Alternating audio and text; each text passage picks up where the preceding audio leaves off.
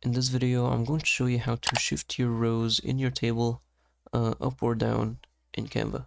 So I have this table here, and maybe you have this type of table where you have maybe a routine you do in your day, and maybe you want to change the order that you do things. I want to shift maybe this last row and make it in the middle, and then swap these two rows. So this one in the middle will be at the bottom.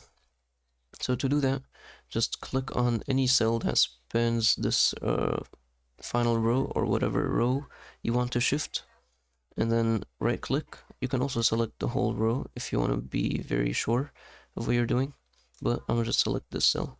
So right click on this, or you can click on the three dots at the left, and then just click on move row up. So that's the only option because that was the final row. If you right click again, then you'll see move row down as well if you want to repeat this. And as you can see, I'm able to move this row up or down how I like. And this this row that used to be in the middle is now swapped with this row. And yeah, that's how you can move your rows up or down in your table in Canva. If you found this helpful, please don't forget to like and subscribe.